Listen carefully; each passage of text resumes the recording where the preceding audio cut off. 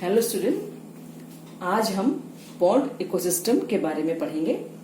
इससे पहले वाला जो हमारा लेक्चर था वो लेक्चर एक्वेटिक इकोसिस्टम के बारे में था।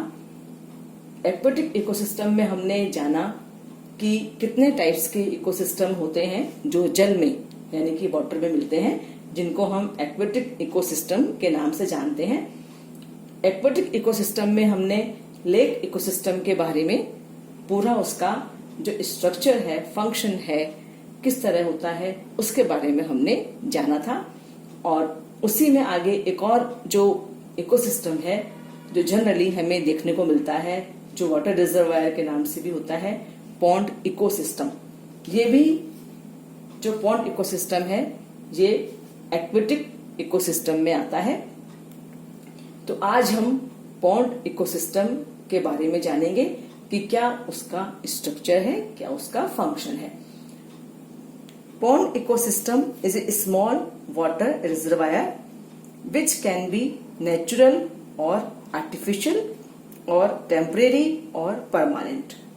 पॉन्ड तालाब, हम सभी इसके बारे में जानते हैं कि जो पॉन्ड है वो एक तरह का स्मॉल रिजर्वायर है जहां पर पानी या जल एकत्रित रहता है। यह एक तरह का नेचुरल बॉडी या आर्टिफिशियल बॉडी दोनों ही तरह की हो सकती है और यह टेम्परेरी या परमानेंट भी हो सकती है। द वाटर मे और may not dry up during dry periods. In temporary ponds the living community is unstable, but in permanent ponds a stable community can be found except for seasonal variation. Seasonal variations appear due to change in temperature, pH, rainfall and annual growth of some organisms. जो इसमें seasonal variations होते हैं, उन seasonal variations का कारण वहां बदलने वाला जो वेरिएशंस आते हैं वहां पर टेम्परेचर है, जैसे पीएच है, वहां होने वाली रेनफॉल है, कभी कम है कभी ज्यादा है, and annual growth of some organisms, इन सब पे डिपेंड करता है। इसके कारण वहां पर सीजनल वेरिएशंस होते रहते हैं। अब ये जो पॉन्ड इकोसिस्टम है, जिस तरह के हम और इकोसिस्टम में हमने पढ़ा था, उसी तरह यहाँ भी पॉन्ड इकोसिस्टम में टू टाइप्स के कंपोनेंट्स पाए जाते हैं। Mainly two types of components are found in each ecosystem. इसी तरह से पॉन्ड इकोसिस्टम में भी दो कंपोनेंट्स में हम इसको बांट सकते हैं कि दो कंपोनेंट्स इसमें मिलते हैं। एक है इसमें एबायोटिक कंपोनेंट्स और दूसरा इसमें होता है बायोटिक कंपोनेंट्स। जैसा कि हमने पहले भी इकोसिस्टम्स में पढ़ा है कि किसी भी इकोसिस्टम में दो कंपोनेंट्स होते हैं। दो कंपोनेंट्स से मिलकर एक इकोसिस्टम का स्ट्रक्चर डेवलप होता है, एक इकोसिस्टम बनता है। Biotic components and abiotic components. जो एबायोटिक कंपोनेंट्स हैं, जिनको हम अजैवीय घटक भी कहते हैं, the quality and amount of water, frequency of rainfall, temperature, light penetration, pH, turbidity, oxygen content, carbon dioxide content, inorganic salts as well as organic matter are the constituents of the abiotic components of the pond ecosystem. तो यहाँ पर जो pond ecosystem है, इसमें वहां मिलने वाला water, rainfall की फ्रीक्वेंसी है, टेम्परेचर है, इसी तरह pH, turbidity, carbon dioxide, oxygen, ये जो कंटेंट्स हैं, वहां पर जो एबायोटिक कंपोनेंट्स हैं, इसको बनाने में इनका योगदान होता है। इनसे मिलकर वहां का एबायोटिक कंपोनेंट बनता है किसी भी पॉन्ड इकोसिस्टम का। Determine the productivity and richness of the biotic components. इसी तरह ये जो कंपोनेंट्स हैं, एबायोटिक कंपोनेंट्स, इनको स्टैंडिंग स्टेज में किस तरह से इनका मेजरमेंट किया जाए, इसके लिए मिश्रा जो इकोलॉजिस्ट हैं, फेमस इंडियन इकोलॉजिस्ट हैं, इन्होंने 1968 में कुछ एक्सपेरिमेंट उन्होंने जो दी थी, विधियां दी थी, उन्होंने जो प्रोसेस बताए थे, उनमें से जो मुख्य हैं, जिसमें से कि लाइट इंटेंसिटी को नापने के लिए लक्स फोटोमीटर का यूज करते हैं। इसी तरह टर्बिडिटी को हम सेकी डिस्क मेजरमेंट मेथड के द्वारा नापते हैं और पीएच को पीएच मीटर से नापा जा सकता है। तो ये जो था पूरा, ये था हमारा एबायोटिक कंपोनेंट्स के बारे में। अब हम आते हैं इसका बायोटिक कंपोनेंट्स पर। जो बायोटिक कंपोनेंट्स हैं, जिनको हम जैवीय घटक कहते हैं, इसमें हम जानते हैं कि इसमें जो लिविंग ऑर्गेनिजम्स हैं, चाहे वो प्लांट्स हों, एनिमल्स हैं, उनको हम इसमें इंक्लूड करते हैं। तो जो बायोटिक कंपोनेंट्स हैं, it consist of 4 types of organisms. Mainly जो बायोटिक कंपोनेंट्स हैं, they are consist of 4 types of organism. Number 1 is producers, second one is consumers, third one is detritivores and the fourth is decomposers. ये 4 मुख्य प्रकार के यहाँ पर components हैं, producers, consumers, detritivores and decomposers. पहले हम इसमें लेते हैं producers. Producers mainly green plants, जो कि ऑटोट्रोफ्स होते हैं और फूड सिंथेसाइज करते हैं, they are known as producers, जो कि प्रोडक्टिविटी के यहाँ पर मेन कंपोनेंट्स हैं।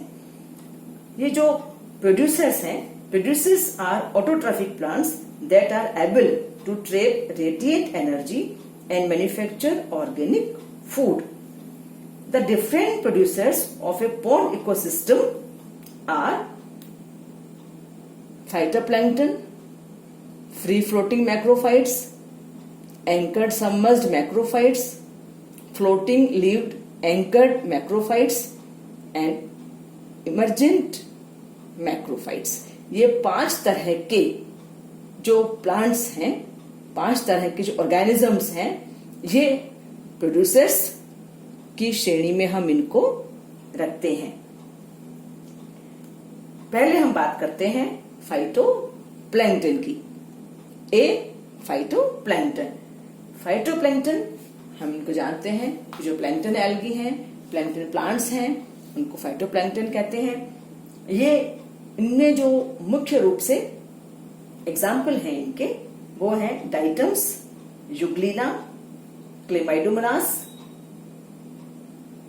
यूडोराइना, Scenedesmus, Gloeotrichia, Microcystis, Spirulina, Spirogyra, Zygnema, Oedogonium and floating forms of other species.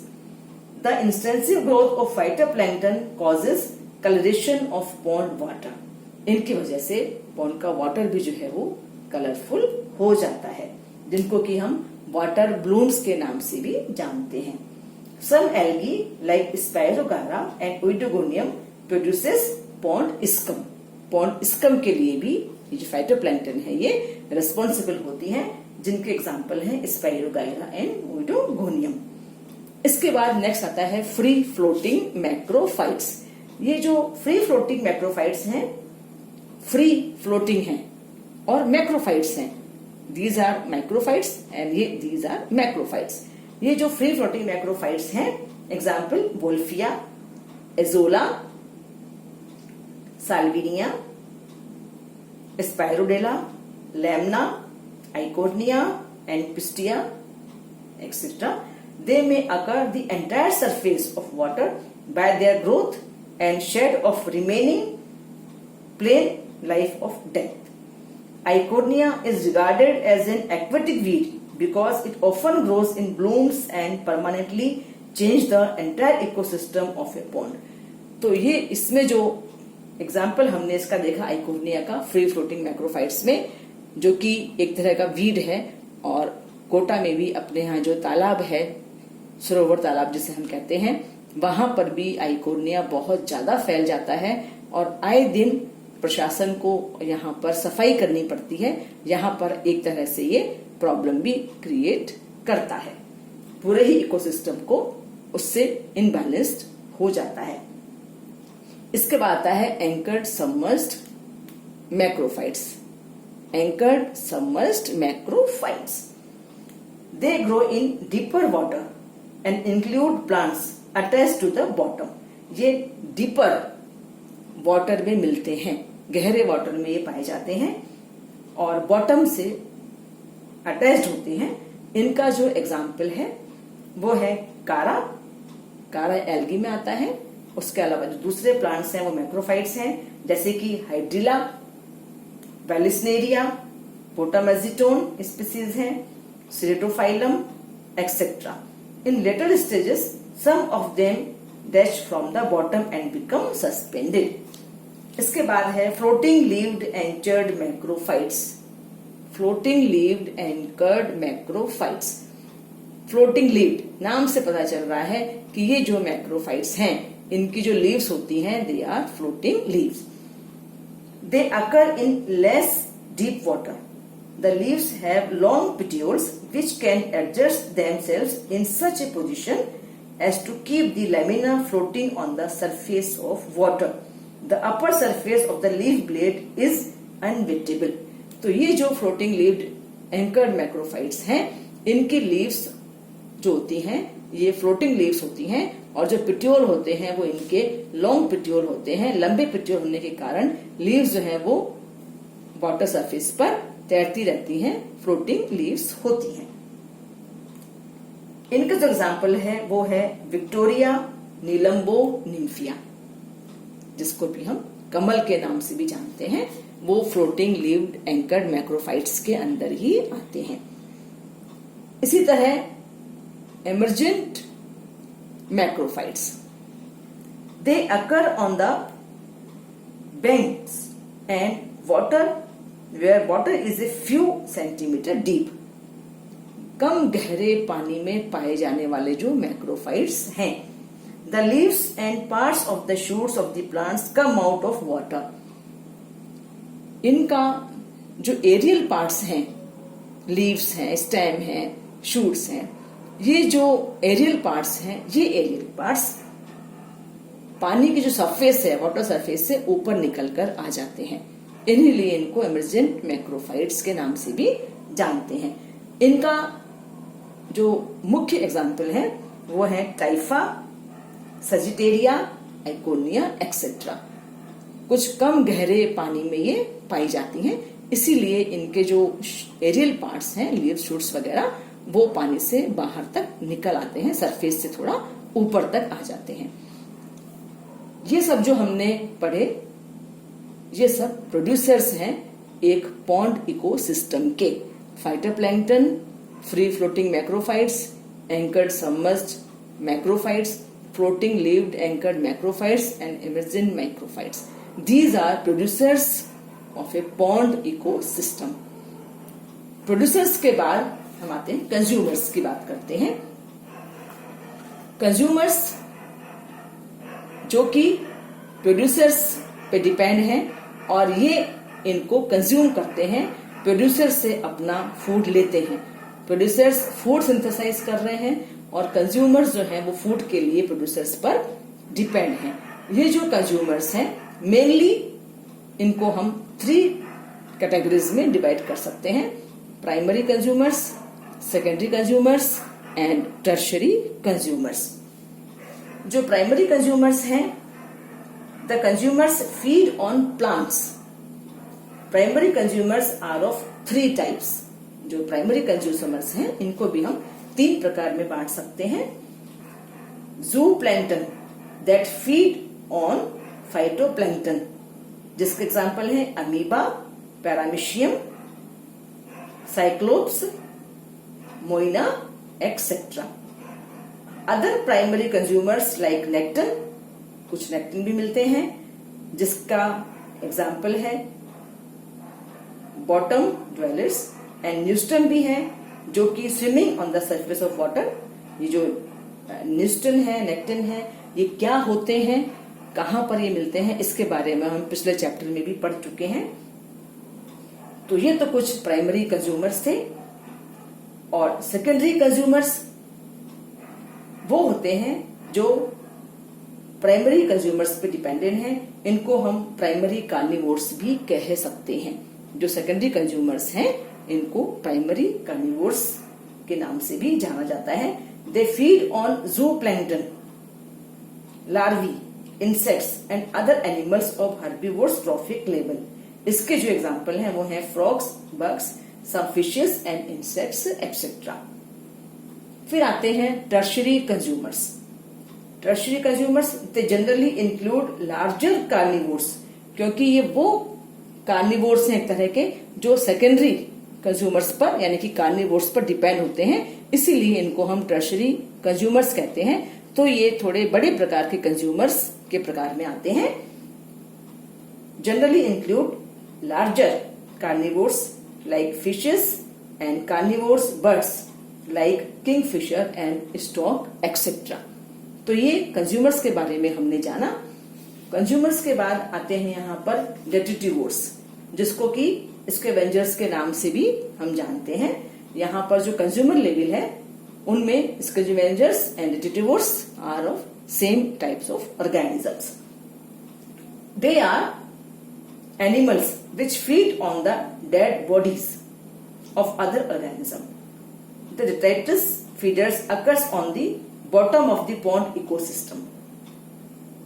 The animals help in quick breakdown of the organic remains. मुख्य काम इनका यही है जो कि डेड बॉडीज पर डिपेंड होते हैं। तो ये एनिमल्स जो है ये ऑर्गेनिक रिमेन्स को बनाते हैं, क्विक ब्रेकडाउन उनका करते हैं। इसके जो एग्जाम्पल है मुख्य रूप से वो हैं water scatters, worms, beetles and some small fishes। And the last one जो आता है इसमें वो है डीकम्पोजर्स, जिसको अपघटक के नाम से भी हम जानते हैं। डीकम्पोजर्स जो कि फूड मटेरियल को डीकम्पोज करने का काम करते हैं, डेड ऑर्गेनिक मैटर को डीकम्पोज करते हैं, ऑर्गेनिक मैटर में कन्वर्ट करते हैं। दे आर मेनली बैक्टीरिया, कुछ बैक्टीरिया हैं, and एक्टिनोमाइसीट्स and fungi. The decomposers cause decomposition of organic matter by excreting digestive enzymes. The solubilized food is absorbed by the decomposers. In the process, a number of minerals are released. Like detritivores, the decomposers live on the bottom of the pond. As a result of their decomposing activity, the bottom of the pond is rich in H2S. तो यहाँ हम देख रहे हैं decomposers में जो कि decomposition का काम करते हैं, ऑर्गेनिक मैटर को डीकम्पोज करते हैं। कुछ विशेष तरह के एंजाइम्स उनमें मिलते हैं जिनकी सहायता से वो डीकम्पोज करने का काम करते हैं, और यह भी बॉटम पर ही पाए जाते हैं। और इनकी वजह से जब डीकम्पोजिशन होता है तो इनकी वजह से वहां पर कई तरह के मिनरल्स डीकम्पोज हो जाते हैं, कई तरह के मिनरल्स वहां पर रिलीज होते हैं जो कि वहां इकट्ठे होते रहते हैं। तो इस तरह हमने देखा कि एक पॉन्ड इकोसिस्टम जो है, इस पॉन्ड इकोसिस्टम में किस तरह से एबायोटिक कंपोनेंट मिलते हैं, और जो बायोटिक कंपोनेंट्स हैं उसमें कितने तरह के ऑर्गेनिजम्स, लिविंग ऑर्गेनिजम्स पाए जाते हैं जो कि प्रोड्यूसर्स भी हैं, कंज्यूमर्स हैं, डेट्रिटिवोर्स हैं और डीकम्पोजर्स हैं। तो इस तरह यहाँ पर एक कंप्लीट फूड चेन बनी हुई है और ट्रॉफिक लेवल्स यहाँ पर क्लियर से बने हुए हैं जो कि हमें एक पॉन्ड इकोसिस्टम में जो आज हमने पढ़ा इसमें हमें स्पष्ट दिखाई दे रहे हैं और इसके बारे में आज हमने समझा। Thank you.